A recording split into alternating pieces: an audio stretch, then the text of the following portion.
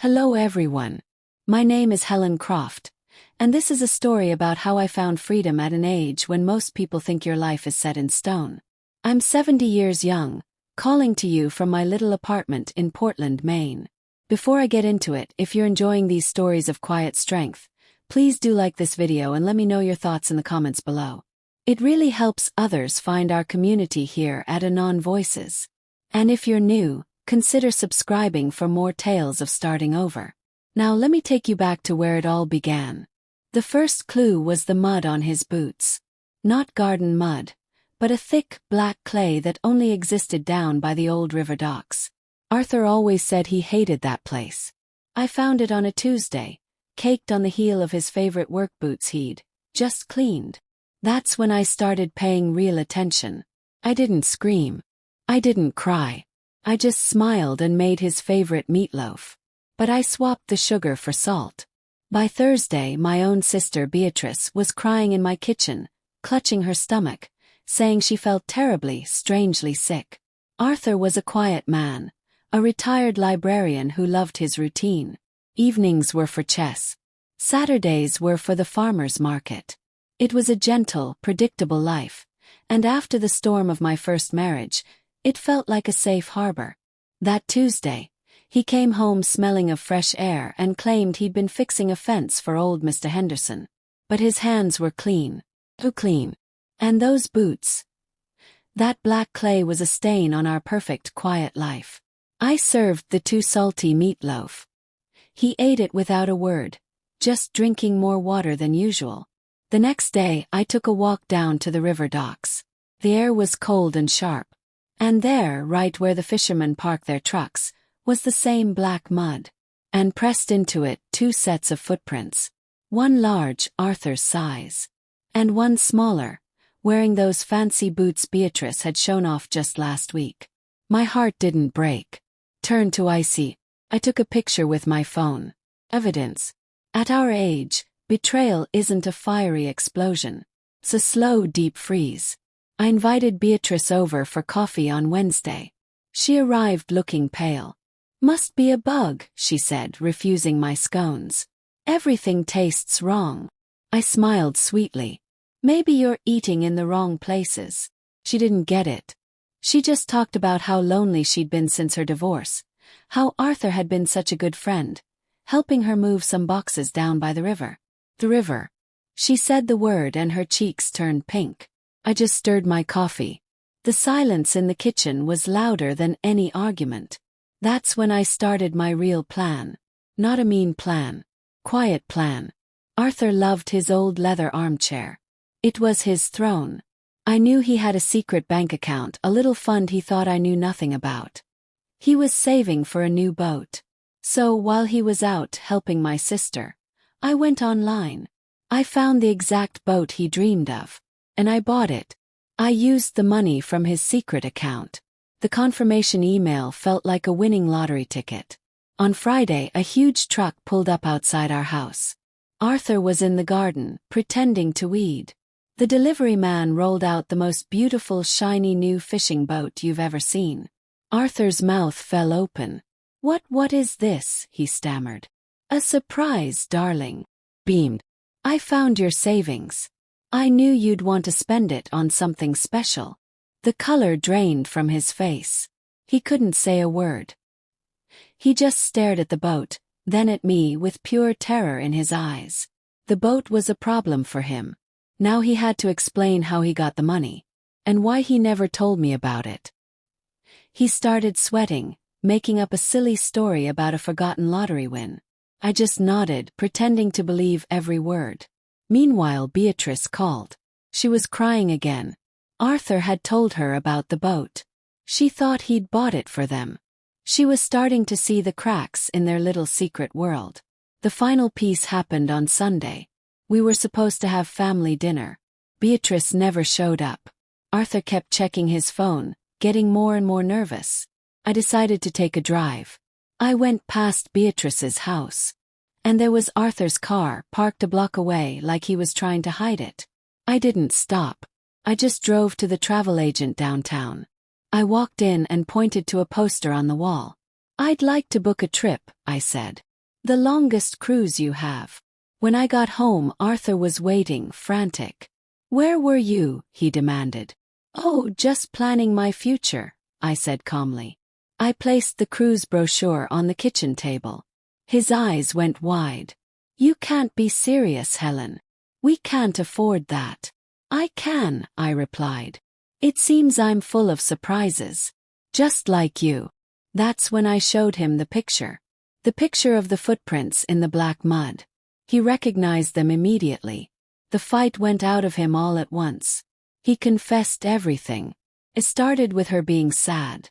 Turned into lunches. Then secret meetings by the river. He cried. He said he was a fool. He begged for forgiveness. I listened to every word. And when he was finished, I felt nothing. No anger. No sadness. Just a strange, quiet freedom. The boat is being delivered to Beatrice's house tomorrow, I said. You should probably go be with her. I hear the river is lovely this time of year. He moved out that night. I packed his bags for him. It was the easiest chore I'd done in years.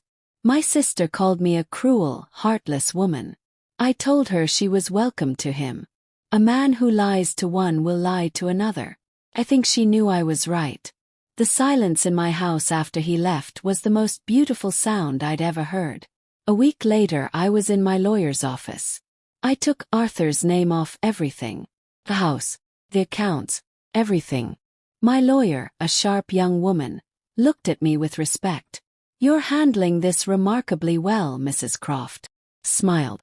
Why wouldn't I? I just got my life back. The day my cruise ticket arrived, I framed it. I hung it on the wall where my wedding photo used to be. It looked much better. It was a ticket to a new world. A world without lies. A world where I got to decide what happened next. I ran into Beatrice at the grocery store. She looked tired. She tried to avoid me, but I waved. I asked her how the boat was. She burst into tears right there in the cereal aisle.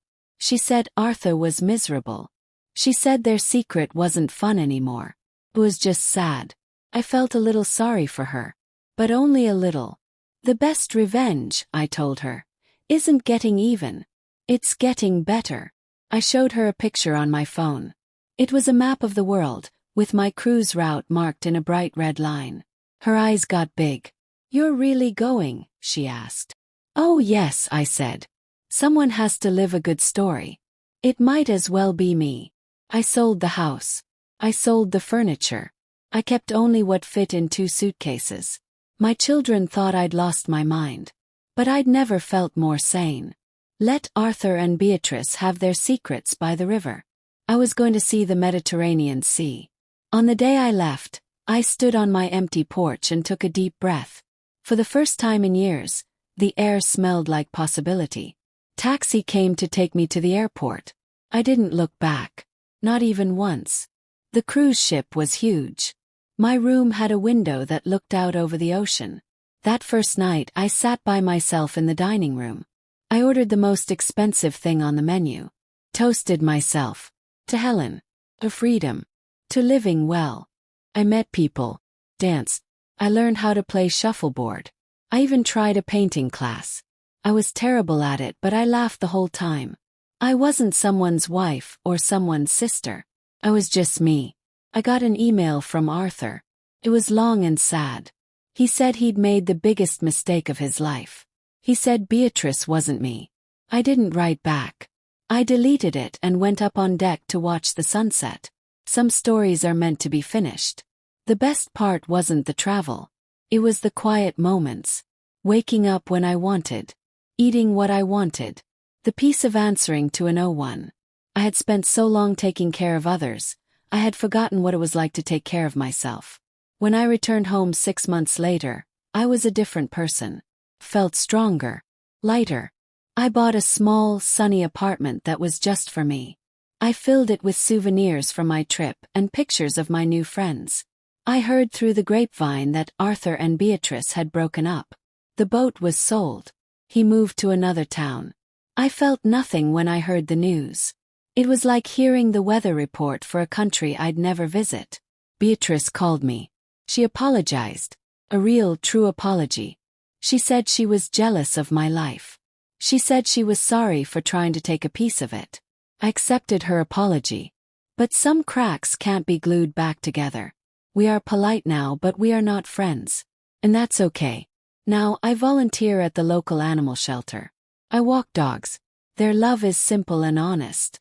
They don't know about my past. They just know I have treats and a good scratching hand. It's the best kind of love. My life is simple. It is mine. Garden. I read. I travel when I feel like it. The need to be with someone just so I wouldn't be alone is gone. I found out that I'm very good company. So, if you find yourself where I was, remember the black mud on the boots. Remember the too salty meatloaf. Remember that your peace is worth more than any man. Or any sister. Your happiness is your own to make. Don't waste your energy on revenge. It's a heavy burden to carry. Instead, put that energy into yourself. Buy the boat ticket. Learn to paint. Adopt a dog. Live your life. That is the sweetest revenge of all. They will watch you from the shore, stuck in the black mud of their own choices. And you will be sailing toward the sun. There is no better feeling in the world.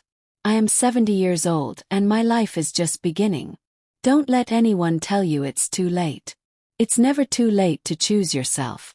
The world is full of people who will take your light if you let them. Don't let them. Shine so brightly that you become your own sun. Thank you for listening to my story. Felt good to tell it. I hope it helps you find your own strength. You have more than you know. If you enjoyed this story and it resonated with you, please like this video. Truly helps. And I would love to hear from you in the comments. Tell me about a time you chose yourself. Your story matters. If you're new here, don't forget to subscribe to Anon Voices for more stories about finding strength and starting over.